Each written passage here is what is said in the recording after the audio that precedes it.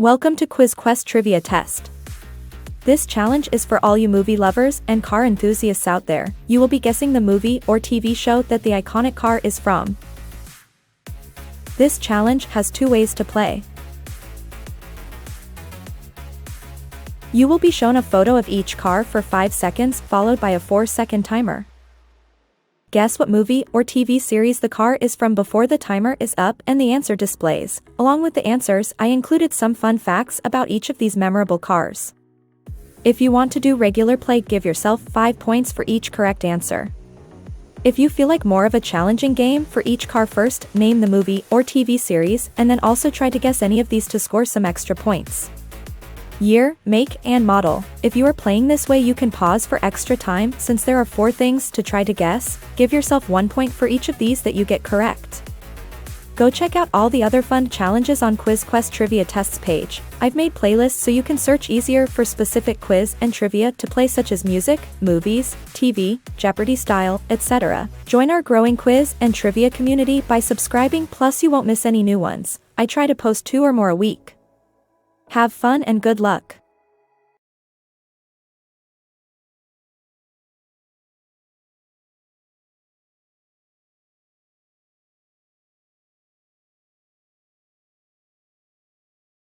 Herbie the Love Bug. 1963 Volkswagen Beetle. 11 different cars were used to portray Herbie in the original film. The number 53 was a nod to baseball player Don Drysdale, who wore the same number for the Los Angeles Dodgers.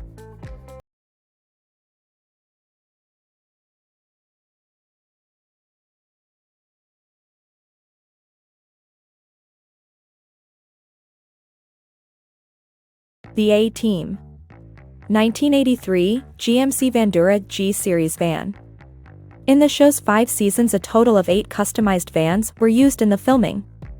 The vans weren't always GMC Vandura G-Series vans. In some stunt scenes, cheaper, easier to find Chevy vans were used and made to look like the original. In certain episodes, if you pay close attention, you can tell they are different vans.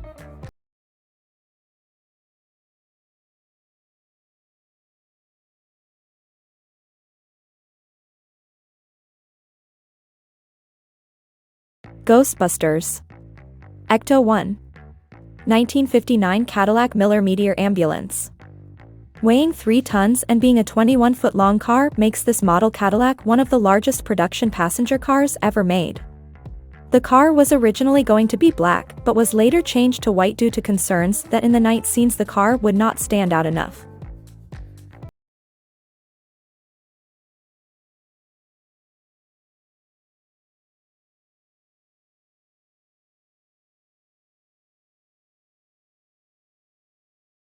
James Bond series. This 1964 Aston Martin DB5 first appeared in Goldfinger. First driven by James Bond in Goldfinger. It has now appeared in 9 Bond films, making it the series' most iconic and recurring car. This was the first car to feature spy gadgets. The car was equipped with machine guns, a bulletproof shield ejection seat, and a revolving license plate.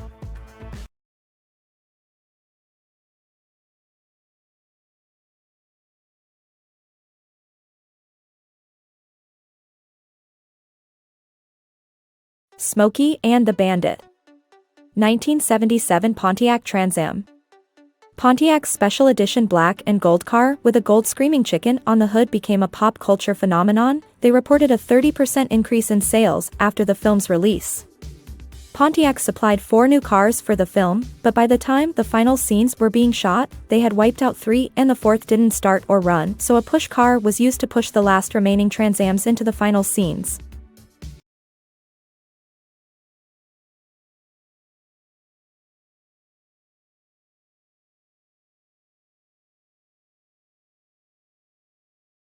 Back to the Future. 1981 DeLorean DMC-12. Doc Brown's time-traveling car with gull-wing doors was originally supposed to be a time-traveling refrigerator, but was later changed to the DeLorean by the filmmakers. 3 models were purchased in early production in 1981 and then modified into the iconic time machine everyone loves.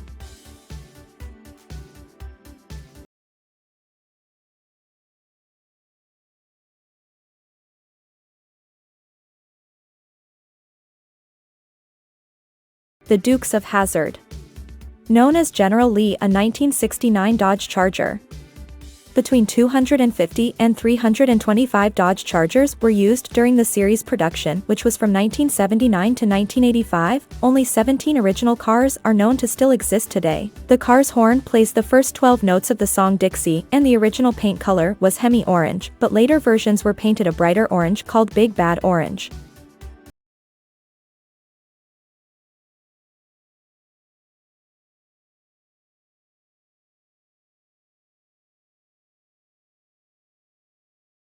Christine. 1958 Plymouth Fury. Christine is an adaptation of Stephen King's novel by the same name. The car, a red and silver trim hardtop two-door sporty coupe, is known for its sleek design and distinctive fins. This evil car has become an iconic symbol of horror. The car is identified as a 1958 Fury, but it is said that a 1957 Fury and two other models, the Belvedere and the Savoy, were also used to build a total of 24 copies of the car for filming.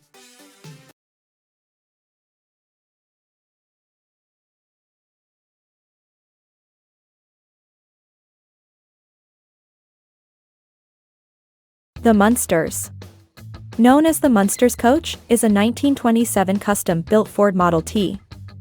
Only one coach was made from 3 Model T bodies and is 18 feet long on a 133-inch frame made by hand, as well as the brass radiator and fenders. A fiberglass 1927 Model T body was grafted into a 6-door touring roadster with 3 compartments. The coach is painted gloss black pearl and the interior is blood red velvet, and is equipped with a stereo tape recorder, Sony TV, and 2 antique French telephones.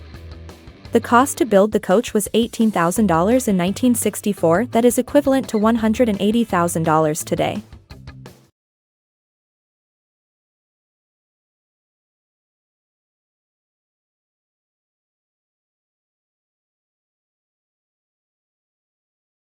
Miami Vice. 1986 Ferrari Testarossa. Sonny Crockett, played by Don Johnson, initially drove a black Ferrari Daytona Spider replica that was built on a Corvette frame. Ferrari wasn't happy with the show's use of a replica, so they offered a Ferrari Testarossa as a replacement, which debuted in Season 3, and still remains one of the most memorable and iconic cars in TV's history.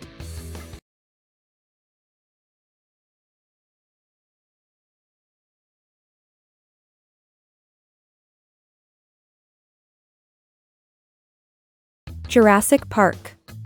1992 Jeep Wrangler YJ Sahara.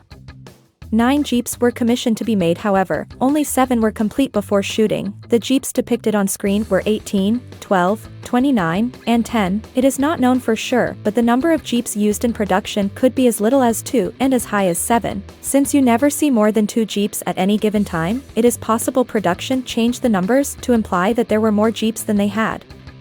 2 existing Jeeps were auctioned off after filming. The Jeep paint color is factory sand beige, which was only available for 1 year in 1992.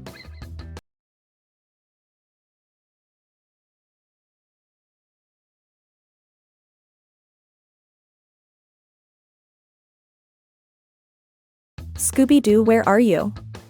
The Mystery Machine was a mid-60s Chevy G body panel van or a Dodge A100 van. Turns out the Mystery Machine is a mystery. There is a debate about the make and model as well as the exact year, although it has to be in the 60s because Scooby-Doo started in 1969. There is debate on if the van is a Chevy G body panel or a Dodge A100 van. Both look similar and have the round headlights. Over the years, other vans have been used, like the Bedford CF used in the live-action movie, whereas in Scooby-Doo on Zombie Island the van is either a Chevy Astro or a GMC Safari.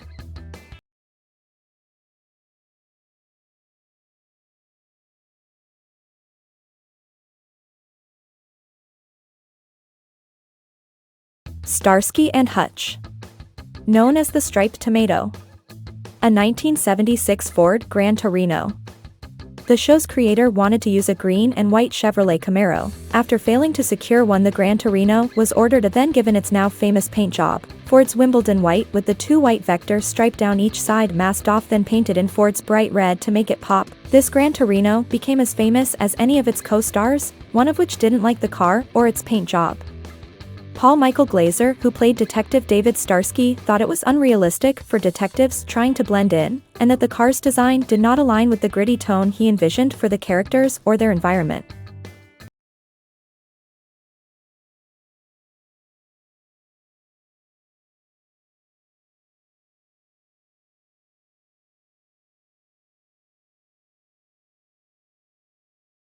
Magnum P.I.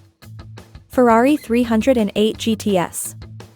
The 308 was made famous by the television series, and Magnum driving the car around for 8 seasons while on his investigations. From 1980 to 1988, 15 different Ferraris were used throughout the show. The car was modified for Tom Selleck, who is 6 feet 4 inches, by removing padding from the seats and bolting the seats as far away from the steering wheel as possible. He was still too tall, which is why the top was usually off, and even then you could still see his head sticking out from the top of the car.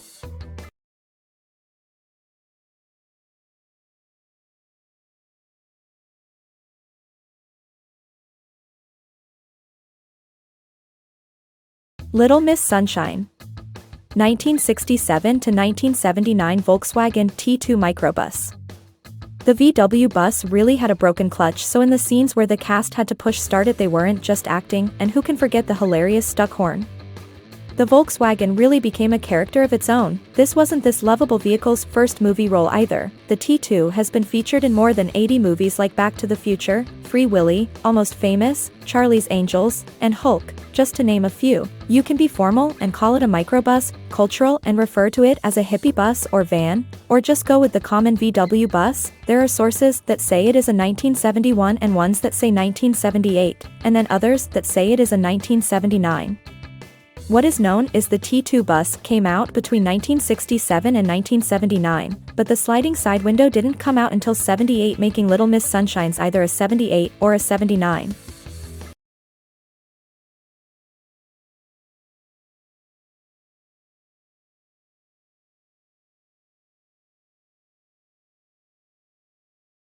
Knight Rider. KITT, Knight Industries 2000 is a 1982 Pontiac Trans Am.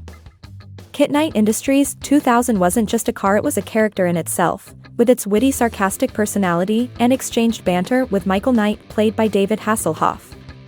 Actor William Daniels provided KITT's voice but chose to remain uncredited during the show's original run. Him and Hasselhoff did not meet in person until long after the show had ended. Hasselhoff once said in an interview that it was surreal to finally meet the voice of his iconic co-star.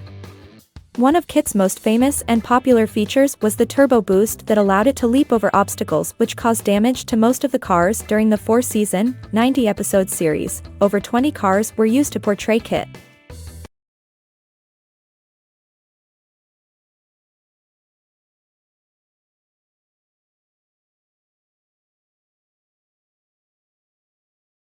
Rebel Without a Cause.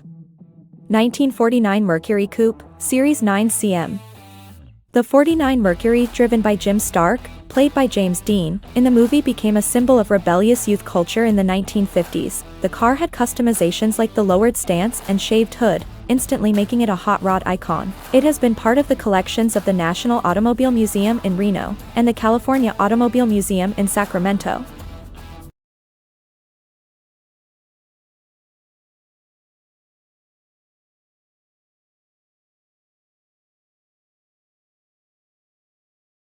Mad Max Fury Road. The Gigahorse is a 1959 built with 2 Cadillac Coupe de Villes. The Gigahorse is Immortal Joe's throne, a symbol of status and power. In a time where people barely have one of anything, he has 2. The Gigahorse has a highly modified body made of 2 Cadillac Coupe de Villes stacked on top of each other and built on a custom frame with a sophisticated drivetrain. Equipped with tractor tires, the rear ones being 70 inches in diameter, 2 on each side. The vehicle's size was a problem in transport. The shocks had to be lowered and the rear tires switched for smaller ones, so it could be moved. The Gigahorse once managed to speed up to 125 miles per hour.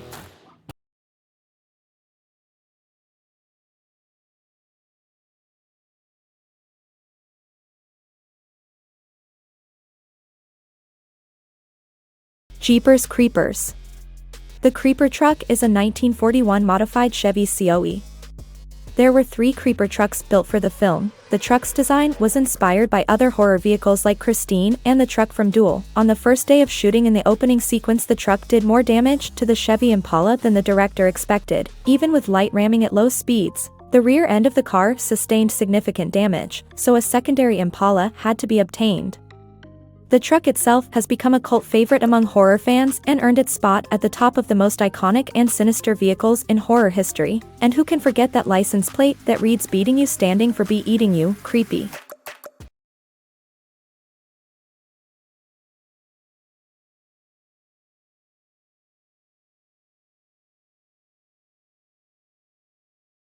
Wayne's World.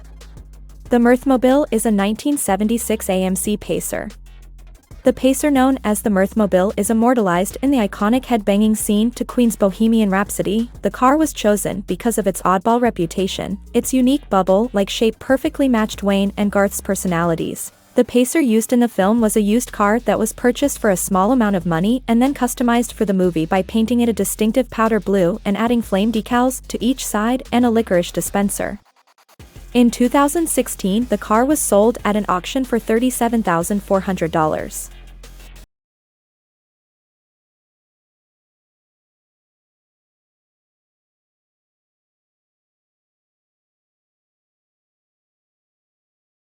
Death Proof. 1970 or 1971 Chevy Nova. There is debate on if the car is a 70 or 71 Nova, referred to as Death Proof. This car is a weapon of choice for stuntman Mike, played by Kurt Russell. The Nova's aggressive appearance pays homage to the classic American muscle cars of the 70s, emphasizing speed and power. Cementing the car's ominous vibe is the skull and lightning bolts on the hood. After filming, there were only 2 surviving cars. One, considered the screen car, was sold to a private collector. The other was a heavily used stunt car nicknamed the Jesus, which was sold to Russell's stunt driver after filming was done.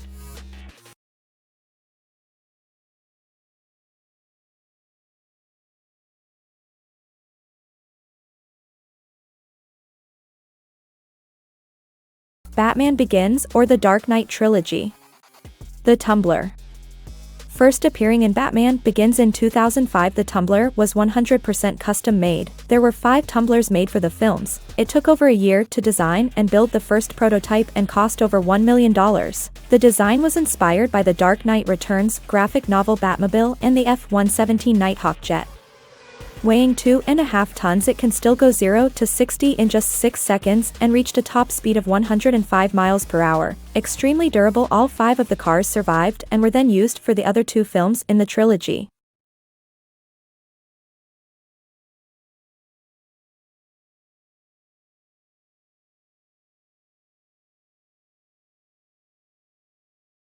John Wick. 1969 Ford Mustang Mach 1. A highly sought-after and potent vehicle, the Boss 429 is a limited edition Ford Mustang that was primarily built for NASCAR competition. Because of its rarity, the Mustang Mach 1, another tremendously powerful vehicle, was actually employed by the John Wick filmmakers. However, it is a Boss 429 on screen, which is a crucial feature to the John Wick character. The Boss 429, like Wick, exudes a cool, effortless vibe while also possessing formidable capabilities.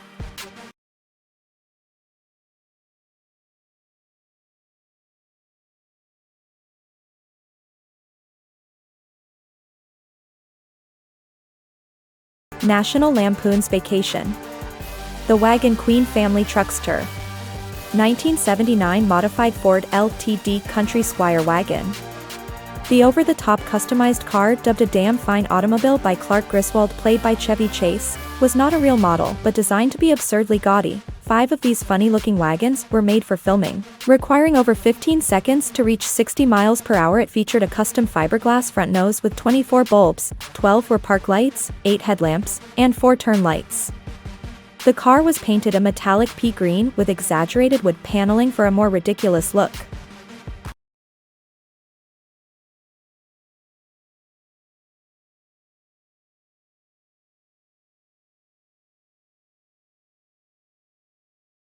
Gone in 60 Seconds remake. 1967 Ford Mustang Shelby GT 500. Based on the classic Shelby GT500, Eleanor is a custom creation with modernized touches, including custom bodywork, side exhaust pipes, and a distinctive gray paint job with black racing stripes. Eleanor has been trademarked, meaning any car officially named Eleanor must be approved by the company that owns the rights, causing legal controversies for fans trying to recreate the car. The sleek design, high-speed performance, and role as the unicorn car that Memphis struggles to steal has cemented her status as one of the most iconic cars in movie history. You get to drive one car from the quiz. What car would you choose? Drop your choice in the comments along with your score. Join our growing quiz community by subscribing. New challenges in music, movies, television, pop culture, and more are posted regularly. Here are a few of Quiz Quest trivia tests challenges you may be interested in. Go check out the channel with 100 challenges so far to take. Thanks for playing. Hope to see you on the next one.